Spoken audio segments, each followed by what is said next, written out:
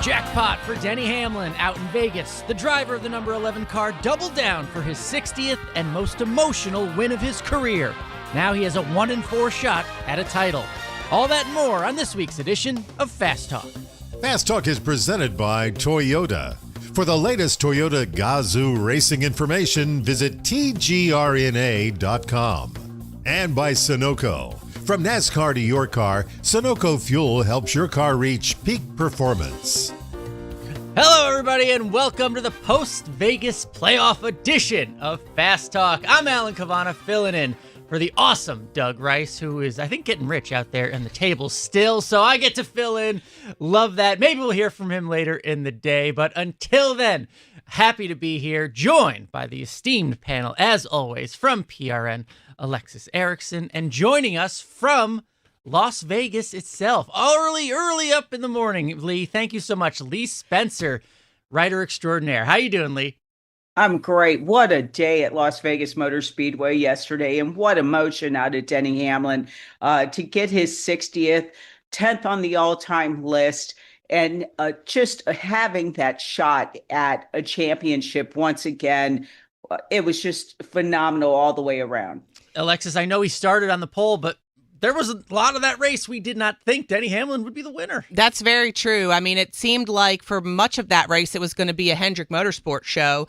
And there were some crazy things that we'll talk about later that kind of derailed that for them. But yeah, when you think about Denny Hamlin and you think about a 6-win season, you think about getting to 60, having another shot at a championship, and you think about him being 44 years old, he's such an anomaly, you know, when you think about that, because so many drivers, when they get to that age, yeah, they win here or there. They could be somewhat competitive, but to be really kind of at the top of his game right now at his age, it's phenomenal to watch. And not just the top of his game. I mean, what he did and how he did it. I mean, this is why we watch sports, right? I mean, this is why we watch racing and love it, just to see the difference a driver can make. As we were saying, he didn't lead a bunch of the race, but when it counted, it seemed like he shifted into a literal another gear, Lee, in terms of what he was able to do with a race car that maybe wasn't the fastest. All of a sudden, he's on the outside of Kyle Larson. Who races Kyle on the outside and gets even closer to the wall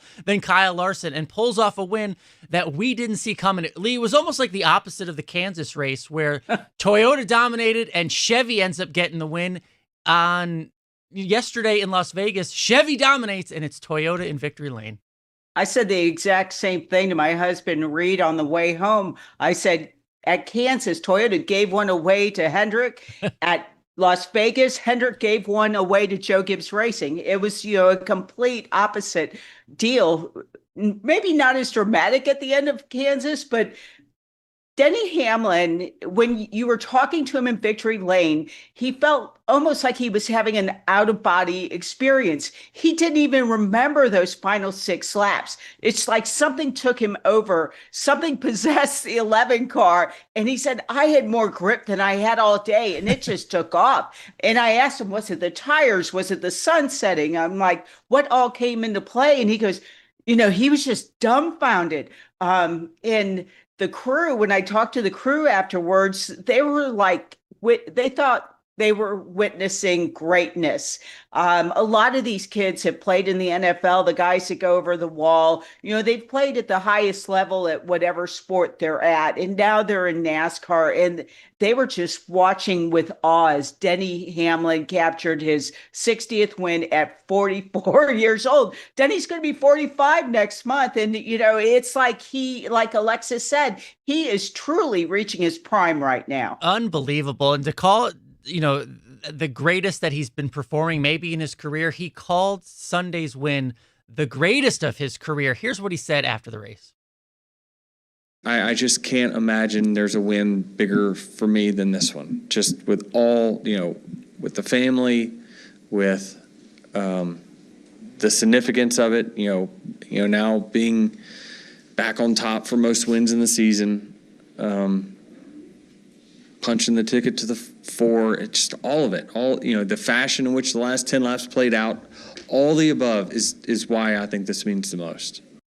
And Alexis, that's coming after 3 Daytona 500. I know. But you heard him mention the family, and we saw it on the broadcast in terms of he's hinted at it a little bit, but clearly, some health issues with his father.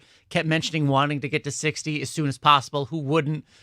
But all of that came together, and we saw it right away in that in-car camera shot, on the audio and the radio, tears.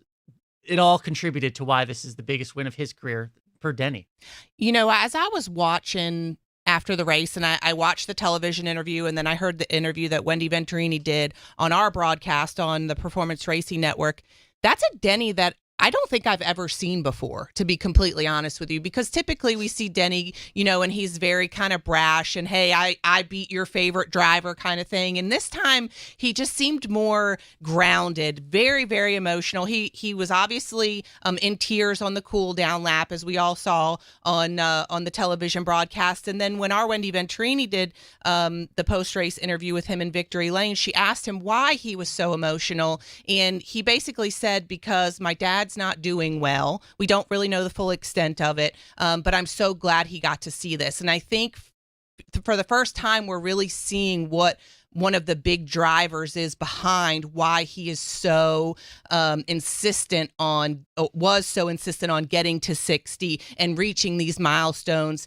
it kind of in a hurry so that he could make sure that his family, was around to see it. And you could tell almost like a weight was lifted off of his chest yesterday that he was able to get that done. Lee, there was the emotional family side, but let's look at the competition side. We're looking at a driver who wanted win number 60, but now also has a 1 in 4 shot at the title he's never earned.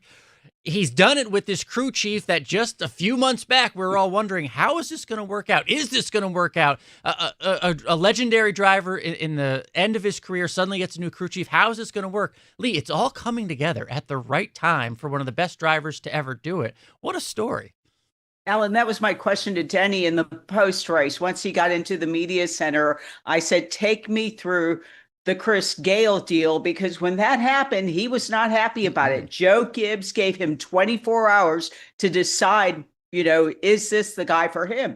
Chris Gale had another offer. I mean, all of this is just starting to come out, how interesting it was, the machinations behind the scenes at JGR that led to Chris Gale becoming his crew chief. And just another little nugget. I mean, there are so many layers to this win, as you said, but Chris Gabehart, when I interviewed him, right in the middle of the interview, he looks up and he sees a banner hanging in the neon garage that says 11 against the world. And he says that, and he just kind of chuckles to himself because he remembers what it was like to be with Denny during their tenure. And it's just between, the Chris's taking over. Chris Lambert is the spotter. I mean, there's a little confusion there at times, Chris, and Chris, but, Chris Gale has just really owned that role. And it's really tough shoes to fill with Chris Gabehart, because I know you all have interviewed him. He's one of the most brilliant minds in the garage. And Chris Gale has just eased into the role of the 11 crew chief and made it his own. And to be in the position that they are now, to be the first ones locked in, this is just going to keep building between now and Phoenix. And I say that because you have 2 really feel-good stories there, with Eric Almirola winning and being the first one to advance this, on Saturday in the Xfinity Series. For Denny to be the first one to advance out of the Cup Series, these guys grew up dirt poor. Eric Almirola said on Saturday, if things didn't work out, he was going to go back and bag groceries at his local Publix. Denny would have been working for his dad at their small engine shop in Chesterfield, Virginia. So when you think about how far those 2 drivers have come, and at the end of the day, we have to kind of look at JD Gibbs as the mastermind behind recruiting them and turning Joe Gibbs Racing into what it is today. I sitting there listening to you, Lee, talk about the change from Gabe Hart to Gale and how that was a little bit of a hurdle for them to overcome and to get this success, I started thinking about some other hurdles that Denny Hamlin has had this year. You know, he lost a major partner. He came into this season with not a full season sponsored.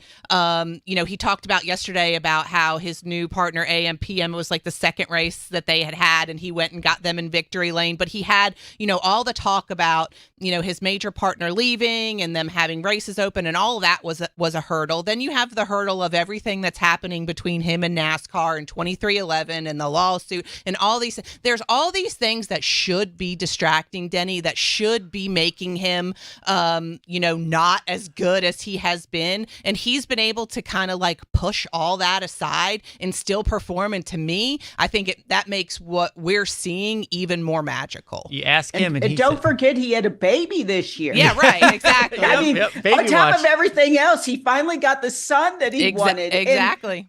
And I can't imagine juggling all those emotions, juggling just all those life-changing events, and still being at the top of the sport right now. Unbelievable. He says he thrives in chaos, and he is showing. Denny Hamlin now with a 1-in-4 shot at that elusive title. And would you believe he tops our Toyota Performance Report, because he started the race at first and he won. We'll go over some of the other big Toyota finishers. Pretty good day. Christopher Bell finished 3rd. Chase Briscoe 4th. Tyler Reddick 5th. Eric Jones coming in 15th. Riley Herbst, good day, finishing 17th. Bubba Wallace 22nd. John Hunter Nemechek 29th.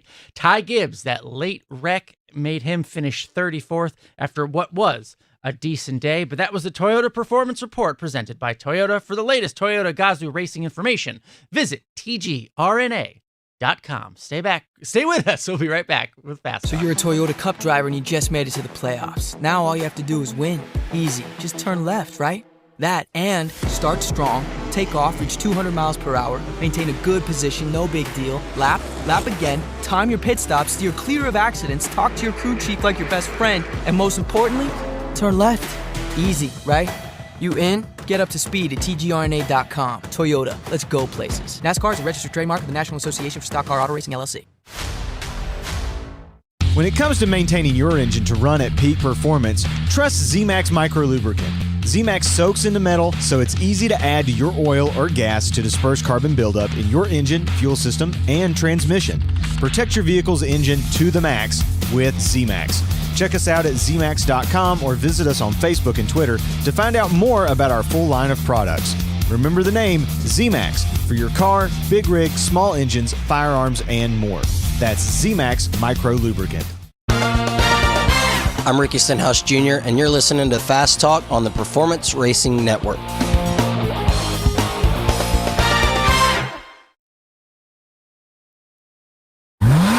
Hey, it's Charlie and Debbie, along with NASCAR legend Kyle Petty, inviting you to join us for Kyle Petty's Back Then Again Country Countdown. Each week, we'll put it in reverse and take a trip down memory lane, looking back at that week's top 20 country songs from years past. We'll dive into what made those songs and artists move the needle, what pop culture trends made those years unique. And you'll get to hear me tell stories only I can tell. So don't miss Kyle Petty's Back Then Again Country Countdown right here each week.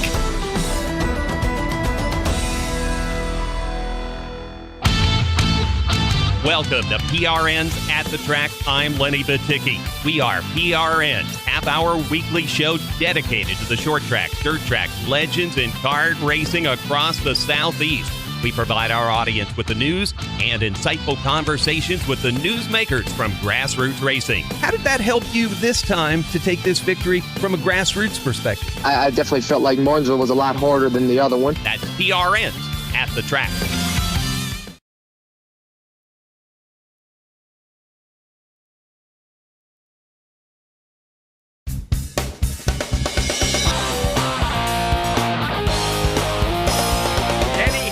Picked a fine time to win again here at Las Vegas Motor Speedway. He'll take the checkered flag. He's won the fight. He's won the right to go after the championship in Phoenix. Denny Hamlin takes down the win in the South Point 400. Kyle Larson, the runner-up, 1.5 seconds back. What a call from Performance Racing Network's Mark Garrow. His final call after a legendary 4-decade-plus career. What a race to go out on, Alexis. We've all had the benefit of working with him, but you've had long time benefit of working with him.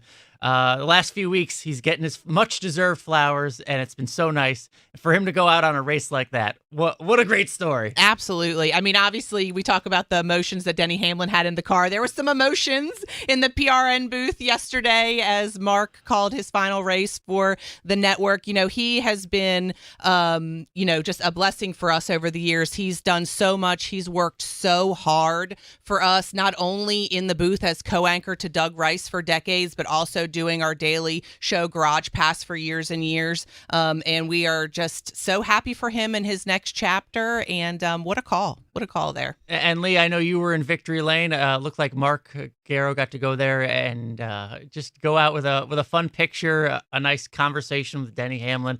Mark as well. What a career. It's really been fun to work with Mark over the years, and he is meticulous. I think that that's what makes him so good.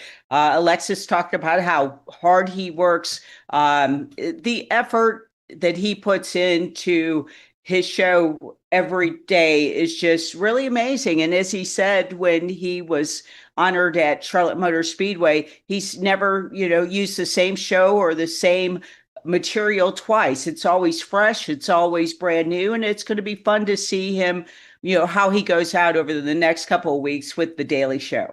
And part of that call, as we heard, was him calling Denny Hamlin to the win over Kyle Larson. What an amazing thing to say, too, that you got to call Denny Hamlin's 60th win as your final Absolutely. call. I mean, that's just kind of perfect, Oh, yeah. And for him to beat Kyle Larson like he did, that we didn't really see coming. Again, Kyle Larson dominated this race. Let's talk about the Hendrick cars because, as we said earlier, it feels like the opposite of Kansas where, the Toyota stole one from the Chevys out in Las Vegas, just the opposite of what happened in Kansas because Kyle Larson led the most laps.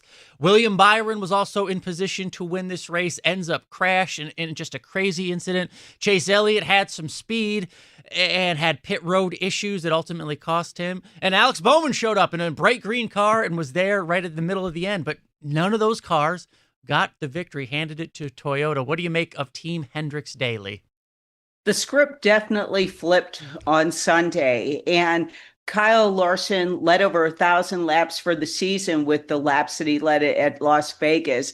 But the only person who could keep up with him all day was William Byron. But the violence of that crash in turn 4 was just, he never saw it coming. It's probably better that he didn't because his body wasn't tense, right? They say that about car wrecks, but he was just kind of blown away. And Ty Dillon was like, there was a debate whether he should have raised his hand or what have you, but I don't even think that would have mattered because everything just transpired so quick. But William Byron, who I'm sure a lot of people have in their championship probably picked him at the beginning of the season because he started out so strong. He has a lot of work to do between now and Phoenix. That being said, William Byron has 5 consecutive finishes of 7th or better at Talladega. Whoa. So he's extremely consistent there. He finished 3rd in the spring. Larson was 2nd. Cindric won the race. So, he knows how to keep his nose clean. And as we've seen, Larson has kind of begun to figure out the drafting tracks as well. So I wouldn't count him out yet. Chase Elliott, despite the fact that they had a penalty, he recovered from that.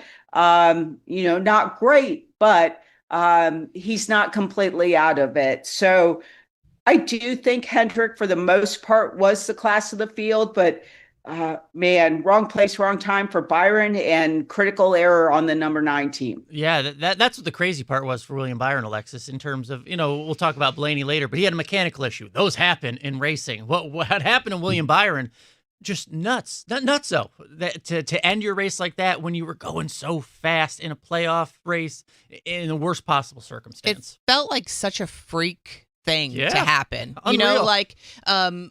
and I don't know exactly, and even pundits that I've heard talking about this, journalists, people in the industry talking about this incident, they're still not exactly sure why this happened, where the communication breakdown was. Was it with the spotter? Was it with Ty Dillon not waving his hand, feverishly enough? Like what caused this to happen is still kind of a bit of a mystery. However, the outcome is the outcome. And somebody who has been the most consistent all season long, he won the regular season championship, he's been the points leader for, so many weeks, is now in a, potential to not even make the Final Four. So huge consequences come out of this very freak thing to happen. We do know that he does well at Talladega. There's possibility for him. I don't know if the fall race at Martinsville has really been his strong suit. He has done pretty well in the spring race there. There are opportunities for him to still make his way into the Final Four, but it's going to be a lot harder now than it was before that incident. We'll do a full points rundown coming up here soon. But William Byron -15. It just shows you how importantly winning that first race is. We got the points up there now in terms of Denny Hamlin getting his win. Kyle Larson finishing second, +35. But Lee, William Byron, regular season point champion, pretty well with all his stage points. All of a sudden, one race, he's now -15. His teammate, Chase Elliott, who fell all the way to 18th yesterday, -23. That's 2 Hendrick cars with 2 races to go, well below the cut line. Not where you expected the Hendrick cars to be, just given the speed they had on Sunday. Well, Chase Briscoe showed yesterday how quickly you can come from below to above. He had a great day with the stages. He had a great finish, or I should say, solid finish, top 4, 4th place. But I think Byron can kind of go to Talladega, have a strong day, be right back in the mix. And if he has a good Martinsville, then we might be talking about him. But when you guys talk about all the chaos that was Kansas, I mean, certainly we're expecting that this next weekend at Talladega. But Denny said the way that he had to work for this win, the way that he did win, he was so glad the win came here at Las Vegas rather than at Talladega, because Talladega is kind of one of those, right place, right time kind of deals. Denny drove his butt off for this victory, and I think that's what made it so much more special for him. It's always a selfish sport, Alexis, but the further back you get in points, the more selfish these teammates, I feel like, are going to get, because all of a sudden you're not in a good position. And William Byron, Chase Elliott, they can't worry about each other anymore when they're that far below. Yeah, for sure. I mean, it's a dog-eat-dog world. You know what I mean? When it comes to these playoffs, and you think about even Kyle Larson at +35 going to Talladega, I wouldn't even necessarily feel comfortable with that. Like, in my opinion, the only person that can go to Talladega and be comfortable in their position in the playoffs is clearly Denny Hamlin, because he goes right on to Phoenix, regardless of what happens the next 2 weeks. But one crazy thing, I mean, I think we saw last fall, because Talladega was in a different position, in the playoffs last year, we saw a slew of drivers get taken out in a big wreck, playoff drivers. Not as many playoff drivers now, but still anything can happen. I mean, Talladega has got to be high on the anxiety meter for a lot of these guys. Rough days for Chase Elliott, William Byron, some of Team Hendrick, somehow Team Penske faring even worse when you look at the standings. We'll break down their day and their points position when we come back on Fast Talk. From fueling NASCAR champions on the track for over 20 years to innovating 94 Octane, the highest octane on the market, performance is what Sunoco does. All Sunoco fuel at the pump meets the same top-tier standards as the fuel used in NASCAR. From the track to your tank, you can trust Sunoco to help your vehicle perform at its peak. This is Kyle Petty for Echo Park Automotive. As you might imagine, I know a thing or two about cars, and I'm here to tell you about a whole new way to buy a car, truck, or SUV. Did you know that Echo Park Automotive has over 95,000 five-star reviews? On top of that, every car that Echo Park Automotive sells goes through a 190-point inspection to make sure that it looks and drives like new, so you leave happy. It's even in their name. Echo Park Automotive. Every car, happy owner. The official used car dealer of Speedway Motorsports. I'm Kyle Busch, and you're listening to Fast Talk on the Performance Racing Network.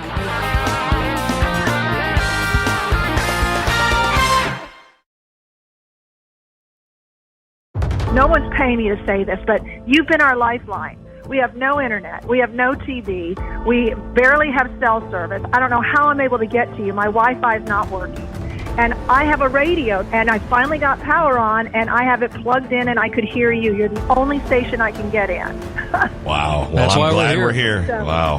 The report that we got was that a severe tornado was heading right toward us. But I just want to commend you gentlemen for the job that you're doing, for keeping us informed. I just wanted to say thank you for being on the radio and guiding us to, where we can get help. I just want to tell you, the first thing I heard was your voices the next morning. Oh, shoot. And it made me cry. The comfort of hearing your voices. My respiration, perspiration, and aggravation are sky high, but you guys have been the guiding light. Your local AM station makes a difference.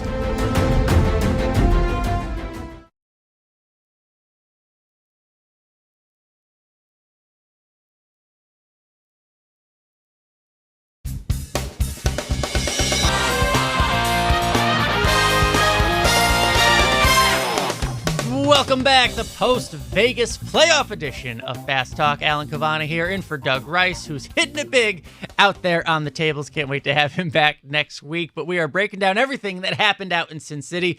Denny Hamlin with the big win. Team Hendrick, take it or leave it. Kyle Larson, good. William Byron, not so good. But then below that, guys, the Penske cars. Yes, Joey Logano. Well, let's look at the points. Great to bring that up, because on the bottom of the final standings right now, of these final 8, Joey Logano minus 24, Ryan Blaney minus 31 to the cut line. Ryan Blaney, mechanical issue at a track. Look, he's been consistent. We had expected at least top 10, maybe top 5 speed out of Ryan Blaney. That would not have surprised any of us on Sunday, but a mechanical issue takes him out. Joey Logano actually ended up having a good day in 6th and still that far below the cut line. Lee Spencer still out there in Vegas. Did you hear just the breath go out of Team Penske when that checkered flag fell? I mean, what's your takeaway from where they leave Vegas? I think Joey Logano is still fired up despite his finish. I just never felt like the Team Penske Fords brought the speed to Las Vegas that they needed. Blaney qualified, 14th. He was at the bottom of the barrel of the playoff drivers in qualifying. Joey Logano wasn't far above him. You had all 8 drivers in the top 7 rows, but Blaney was, coming from behind to start, and that's a really precarious spot to be in. Joey Logano, had a decent finish of 6th with a 2-tire call by Paul Wolfe there at the last pit stop, but it was kind of a smoke and mirrors top 10, right? Before we, completely get off the topic, I want to go back to Hendrick, because something you said really rang true, Alan, about the drivers really being selfish over these last 3 races. And after the uncontrolled tire for the 9 team, Chase came over the radio and he said, I'm going to get really selfish on this restart. You better warn the other spotters. And Alan, came over the radio and he said, it's all about us. Do what you got to do. So I think there's going to be a lot of that sentiment now going over the next 2 races. It has to be. Yeah. Right. I mean, it has to be. You do, you do work within an organization. In Hendrick's case, that has 4 drivers, and Penske's case that has 3. Joe Gibbs has 4. That you want to do things that are good for the overall organization. But when you get down to this part of the season, it has to be about your team. It has to be about you and your guys and what you can get done. And yes, you don't ever want to put a teammate in a bad position. But when it comes to racing them hard or not racing them hard, you better believe they're going to race them hard. And that's what we saw with Denny. And that's what they should do. That's what we want them to do. We saw that with Denny in Kansas, and he was unapologetic about it. Look, at the beginning of the playoffs, I pick, everyone fills out their brackets, everyone's having fun. I thought it was Blaney's to lose. But now because of this one race, Alexis, I mean, he is in a position where it does seem like must win. I know you can kind of chip away at things, but that's what, love it or hate it, that's what makes this playoff format fun, because Ryan Blaney can go out and win Talladega. He absolutely can win Martinsville, and that just give us, the storytellers, the fans, a ton to think about, drama to potentially lay itself out there. I mean, if there's anybody on the bottom who could ever leapfrog all the way from the bottom to the top with a win, it is Ryan Blaney over these next two races. I agree with you wholeheartedly. The thing that I think is interesting, though, is like when these playoffs started out, I think we were all kind of pointing to Team Penske, and specifically the 12 and the 22, like, hey, these guys are going to make a run for it. These playoffs work out really well for them. The tracks look really good for them. And now we get to a situation where there might only be one Penske car in the Final Four. There might be none, and how does that change the outlook of the other drivers? Because I think a lot of people think, okay, well, if Ryan Blaney or Joey Logano gets to Phoenix, then it's a foregone conclusion. Penske has been lights out in, the final race for the last 3 years. So, maybe we don't have something for them, but if they don't even get in the Final Four, that just opens the playing field for everybody else. So, I don't know. I look at the next 2 weeks as being obviously extremely important for Penske, but I also don't think that it's too far out of the realm of possibility that they can do it, because you're right. I mean, the Penske cars, the Fords, are so strong on the super speedways, and Ryan Blaney has shown us what he can do at the Fall Martinsville race. I think it's going to be very difficult to get both of the Penske drivers in the Final Four, but it's not, certainly undoable. So we'll see. Yeah, but think about that, Lee. Everybody wants, the competition at least, wants the Penske cars out of Phoenix. One of the 4 spots already taken, and the 2 Penske cars are on the bottom of the standings. For all those haters out there that are looking at the competition and saying, let's put our foot on their necks for down at Team Penske. This is the situation the competition wants. Well, the big talk this weekend in all the scrums and with the drivers was team manipulation, right? And you can choose your dancing partner at Talladega. And if given a choice, the drivers really have to think big picture. And William Byron says he looks at all the data before he goes into the race, so he doesn't have to have the team tell him, Joe Blow's in this point position, Bubba's in that position, whoever, right? And so he knows where he needs to go, who he needs to go with. But if it comes down to, do you want the 2 Penske drivers at Phoenix? Hell no, right?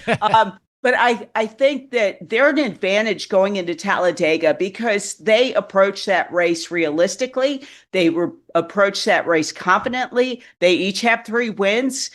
Before Brad Keselowski left, he had 5 of his 6 wins had come in a Penske car. So the Fords really understand the team concept. And even Chase Briscoe brought that up. Something he learned about being at the Ford camp for the beginning of his career was just being around guys that knew how to draft and knew how to be good teammates to each other. So ultimately, it's every man but itself. But, at the end of the day, they wanted a blue oval in victory lane. A lot of work to do for the Penske cars. Only 2 more races to do it before the championship Ford. When we come back, a closer look at the playoff standings. This is Fast Talk. Let's talk about your health insurance. There are a lot of reasons why people need affordable health insurance. But here's the bottom line. You know you need affordable health insurance. For you, a spouse, a family member, whatever. I'm going to give you a free hotline to call to find affordable health insurance that can cover all your health insurance needs in case you get sick or have an emergency. Plus, cover vision, dental, and more. And there are no long-term commitments. You can keep your plan as long as it's affordable. And for the price of a cup of coffee. We're not talking about one of those fancy coffees. For the price of a regular cup of coffee a day, you can have quality, affordable health insurance. Call the Health Insurance Hotline for a free quote. 800-275-7851. 800-275-7851. 800-275-7851. That's 800-275-7851. I'm Joey Logano, and you're listening to Fast Talk on the Performance Racing Network.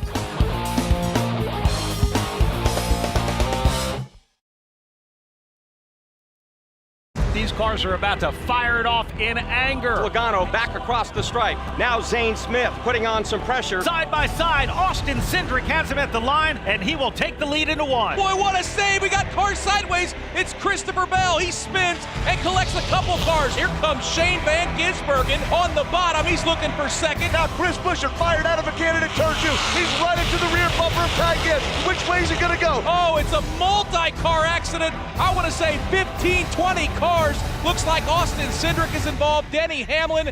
Guys, that took out about 2/3 of the field. We have a fight on pit road between two crew guys. One of them is with Ty Gibbs. One is with Brad Keselowski. Brad Keselowski will see the white flag as he drives under the start-finish line. Chase Elliott has battled at the front all night long. He's won the war. Chase Elliott has just punched his ticket to the playoff. Awesome job, man.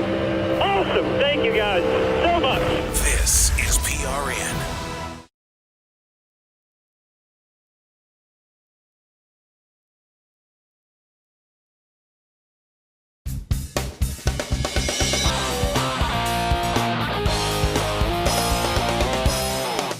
Welcome back to Fast Talk, breaking everything down from the playoff race out in Las Vegas. Denny Hamlin, the winner.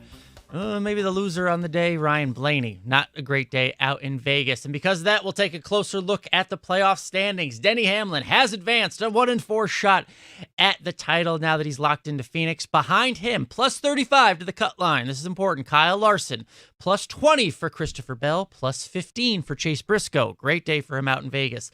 Below the cut line, William Byron, minus 15, Chase Elliott, minus 23, Joey Logano, minus 24, and Ryan Blaney's bad day translates into him being minus 31 to the bubble cut line. Alexis Erickson from PRN, Lee Spencer, writer extraordinaire, joining us today.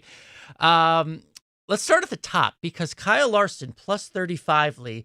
Yeah, that sounds great. But at least one driver makes it in on points. So if Kyle Larson doesn't win the next 2 weeks, he's got to have the most points to keep going. Plus 35 sounds good, unless one of those Fords wins one of the next 2 races or both of those next 2 races, then plus 35 doesn't seem the same anymore. What do you make of a plus 35 Kyle Larson? I think a plus 35 Kyle Larson needs to pad his points with stage wins, which he's been, spectacular at all season. And it's kind of what's kept him up there. He hasn't won since Kansas. We keep waiting for him to win.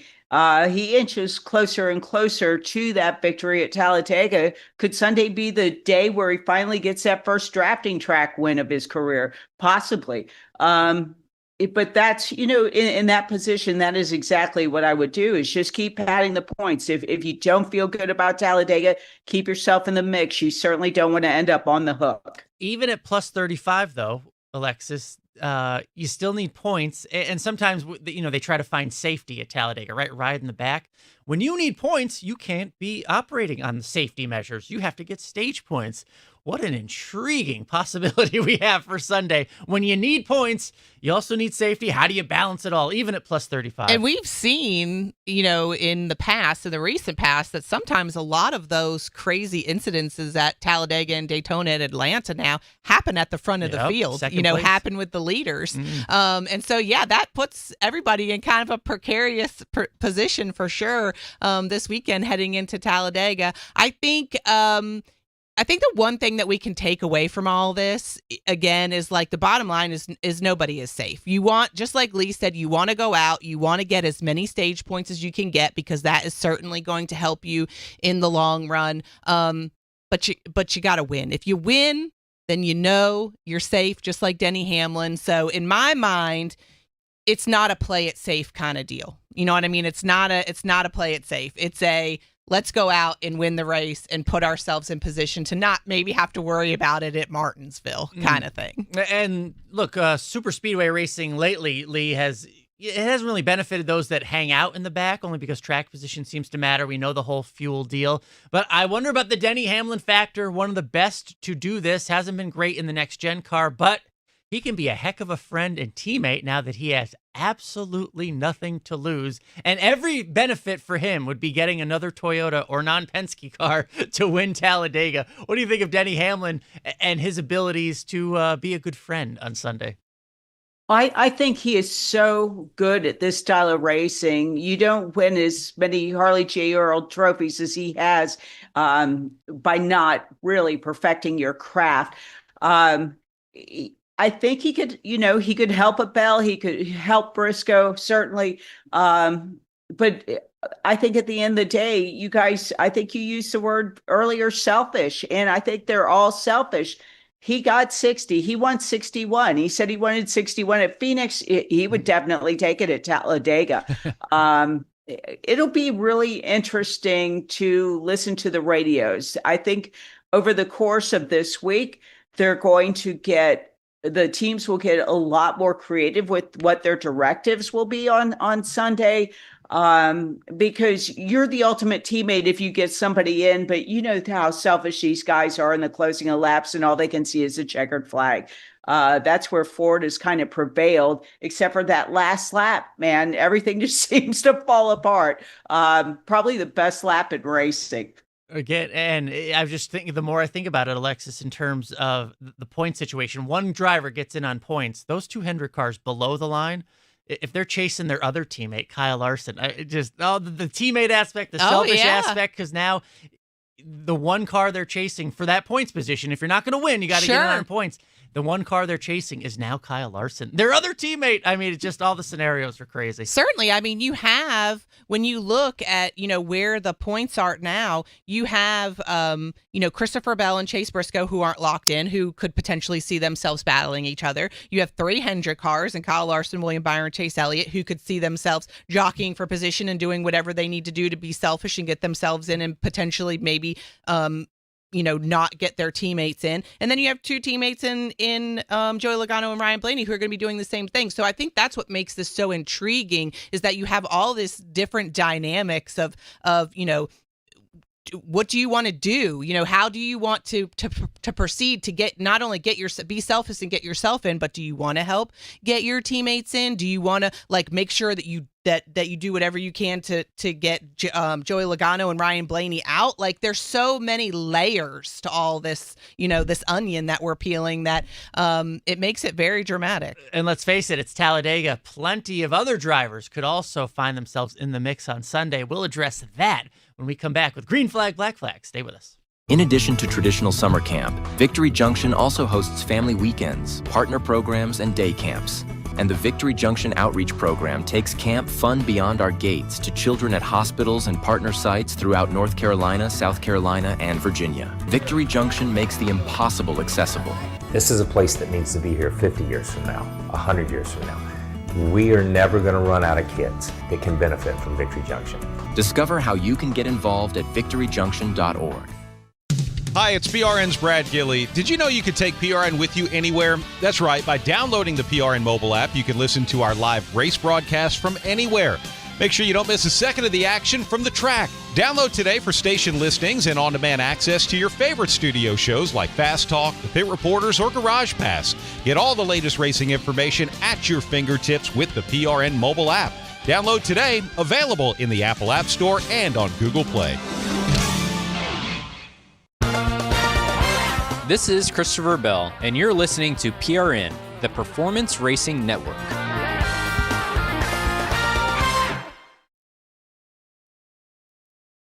It's hard to believe in this day and age in the United States of America that children are hungry. Our time on this planet is short. We have to give back to those in need. Every child has a chance, no matter what obstacles they may encounter. Never have we been taxed more as a society to help kids the way we are right now. At Speedway Children's Charities, our mission is simple. Help every child we can. Because all children deserve joy and hope and love. I'm PRN's Doug Turnbull, co-host of the 5 to Go podcast, a weekly deep dive into 5 motorsports issues.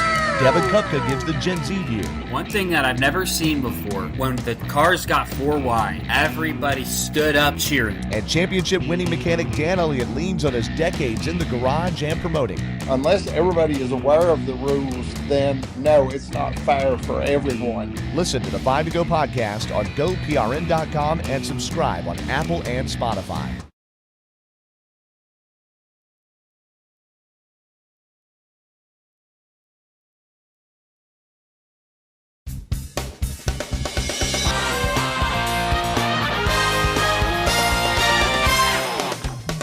Welcome back to Fast Talk. I'm Alan Cavana in for Doug Rice. He's out there winning in Vegas. His Atlanta Falcons play my Buffalo Bills tonight, so I hope that's the only winning he gets to do today. But safe trip back home, Doug. Happy to be here. Rolling along on this episode, Alexis Erickson and Lee Spencer, who's still out in Vegas. Maybe she could place a few bets before she leaves. But we're going to play our game now. Green flag, black flag. It's time for another edition of Green Flag, Black Flag. All right, let's do this thing called Green Flag, Black Flag. What I do is I read some carefully prepared statements crafted by overpaid writers. And our panel No will... such thing. Our panel will mull them over. If they agree, it gets a green flag. David Stiles plays that. If they disagree, a black flag. If they are all in union and harmony. That's what we hear right there. Here we go. Let's start with Lee. There will be no Penske teams in the championship 4 at Phoenix. No championships, no Penske teams. I say black flag. I still hold out hope for Ryan Blaney. How about it, Alan? Same, black flag. Ryan Blaney's too good at Talladega and Martinsville, and Joey Logano always has some magic in there. Until he's done, he's not done. All right, Alexis, we have agreement. Yeah, give us a wow, because I'm going to go black flag too. And I do think that it's probably going to be split. I do not think we're going to see both Penske cars in the Final 4, but I agree with Lee. I think if it's going to be one or the other, it's going to be Blaney, and he's going to do it by winning Martinsville. All right. Again. Alan, this one's yours first. A non-playoff driver will win Talladega. Green flag. Oh. I think there's a lot of options, and if we're talking ones not in the Final 8, certainly some great options, the Bubbas of the world, Tyler Reddicks of the world. But even beyond that, we saw Ricky Stenhouse Jr. do it. We've seen other drivers win. Green flag. All right. How about it, Alexis? I'm going black flag. Look, I know we have seen it happen in the past, but I just feel like this is going to be the cream rising to the top kind of situation that we see this coming weekend at Talladega. And we will see, potentially somebody else win their way in, or Denny Hamlin making it 2 people coming in on points because he gets his second win. What about it, Lee? I have to say green flag because I think Alan mentioned the 2311 cars. Reddick was so disappointed that he wasn't more in the mix on Sunday because he had a really fast car. He still wants that first win of the season. I can see Bubba and Tyler Reddick just going, back and forth and thwarting the playoff drivers on Sunday. All right. Alexis, you get this one first here. Chase Elliott will not be a factor in the championship hunt for the rest of the season.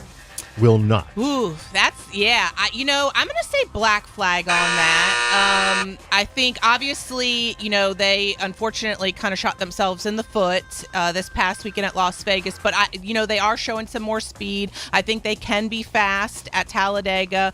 So I think he will be in the picture. I don't have him as winning the championship, but I think he will be in the picture. All right, Lee? I say, sorry, I'm confused. I'm blank now. Yeah. Anyway, would you like the question again? Fine. Okay. Chase Elliott will not be a factor. Black flag on that. He's the only Hendrick driver with 2 wins at that track, and I think he brings the confidence. And it's also like Martin Truex Jr. back in the days where he had 24 home tracks. This one's pretty close to Dawsonville. So, I think that his fans will be out in force at Talladega, and I think that'll help, roll him along. Makes You can, a difference, yeah. you can almost hear the siren from there, you know? Okay. And how about it, Alan? Black flag. I think, look, Hendrick won the Daytona 500. They're fast there. Chase Elliott won Atlanta. We know he's good at these drafting tracks. Absolutely be a factor. Probably has to win Talladega, but I think he's a factor in the championship. Absolutely. Hey, that's a wow. That's a wow, yeah. Get a wow out of that. All agreement. This is a very agreeable panel here. All right, we got one more. It has nothing to do with NASCAR at all. Bonus question. Lee, you're first. Monday the 13th should be a lot unluckier than Friday the 13th. Of course, I'm saying this to a person that's getting ready to fly home. Monday the 13th. This is Wow, Monday the 13th when we're taping, and it should be, you would think it would be a lot unluckier than Friday the 13th. Only if you're Ryan Blaney. And William Byron, for that matter. Yeah. How about it, Alan? Yeah, I'll go green flag. I mean, because who wants unluck on a Friday? And we don't want to be happy on a Friday. And everyone's, down a little bit on a Monday. you'd think So Monday. We might as well just put it all at the beginning of the Why week. not? Alexis? It's garbage night at my house, too. Look, it's been night. Look, besides, getting to come in and spend an hour with all of you lovely people, I'm kind of like Garfield in that I don't really love Mondays. Yeah. So, I'm going to go green flag on that one. Yeah. You would think. All right. Alan, back to you, sir. All right. Fun game. Sounds like we are all winners on this edition of Green Flag, Black Flag on Fast Talk. When we come back, we'll try to forecast Talladega. Impossible? Absolutely not. Stay with us. From fueling NASCAR champions on the track for over 20 years to innovating 94 Octane, the highest octane on the market. Performance is what Sunoco does. All Sunoco fuel at the pump meets the same top-tier standards as the fuel used in NASCAR. From the track to your tank, you can trust Sunoco to help your vehicle perform at its peak. We work hard to keep our cars looking great on the outside, but engine components need our attention too. That's where you can trust Z-Max Micro Lubricant to disperse carbon buildup in your engine and fuel system to keep your car or truck running at its peak. By soaking into the metal of your engine, Z-Max Micro Lubricant improves performance, extends engine life, and reduces emissions. Trust the many customers who've said, "Thanks for saving my engine." Find out more at zmax.com or follow us on Facebook and Twitter. This is Kyle Larson, and you're listening to PRN, the Performance Racing Network.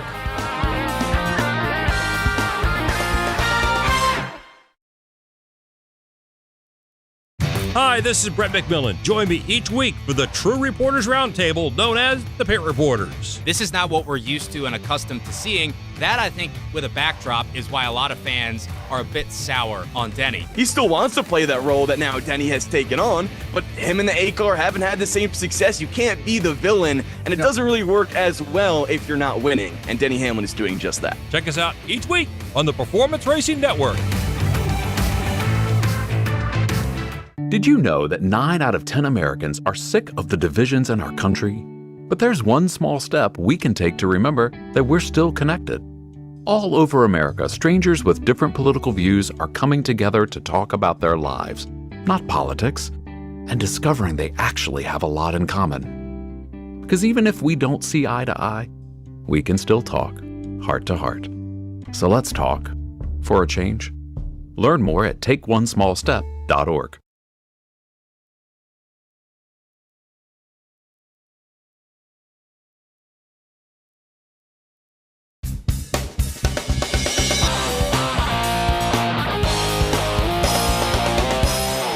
Welcome back. Fast Talk, post-Las Vegas edition. We've broken it all down. The win by Denny Hamlin, the tough day for some of Team Hendrick and Team Penske. Now let's look ahead to the next race in the round of 8, Talladega. Super Speedway racing has got its own mind of its own, if you will, with just the fuel strategy, the reliance on track position. Lee Spencer, we have seen Team Penske get ultra aggressive in terms of fuel strategy. maybe short fueling. We've heard of short pitting, short fueling, and hoping for some, just rolling the dice and hoping for some cautions at the end, because short fueling will get you out in front of the pack where you really want to be. We have two desperate Team Penske cars that really need a victory. What are you expecting at Talladega? The thing is before Legacy Motorsports, I think that the Chevrolets and the Fords had an advantage. Toyota just didn't have the dancing partners in the past. And as long as Ford keeps that commitment to doing what they do at the drafting tracks, I don't think there's a manufacturer that does it better. That being said, you all mentioned earlier, the Chevrolets have been stout there with Chase Elliott winning it at Atlanta, William Byron winning the Daytona 500. They've showed solid performances throughout the season. So, man, it's just hard to quantify. If there's one race that it's really difficult to predict, I would say Talladega. And now in the round of 8, it's even going to be more nuts. So I thought it was funny when you went to break and you said, is it impossible to predict? No way. I think it kind of is impossible to predict. I'll say that just because, I don't know, so many different things can happen. But that almost feels like any race these days, to be honest with you, when you look at what happened this past weekend at Las Vegas. But I will say that I'm kind of hoping for a caution that will get us out of that fuel strategy type thing at the end, because I would love to be able to see it finish under a, everybody going all out kind of situation. So that's my hope for what happens at Talladega. I know some of the race, part of the race is going to be, that's just the world we live in today, where it is going to be measured by, how many droplets of fuel are in the tank. But I'm hoping that we get into a situation where that kind of goes out the window and we don't have to worry about it too much. I know I mentioned William Byron winning Daytona. Chase Elliott won one of the Atlanta races, but I'm thinking back to Talladega and the other Daytona. Those are both Team Penske drivers. Austin Cindric, who could factor in. We know how the rules work. We know teammates need to help sometimes. Austin Cindric is great at this. It doesn't behoove Team Penske to have him win the race, though, right? He can be a really good friend, right, Alexis? So yes. What do you make of, look, we know Ryan Blaney can get it done at Talladega. He's done it before, fall. He's done it at Daytona. But he's got a friend in Austin Cindric, but not such a good friend in Joey Logano, who's also in a desperate situation. Certainly. I mean, I think you could probably factor in the 21 of Josh Berry too, being a friendly companion to both the 12 and the 22.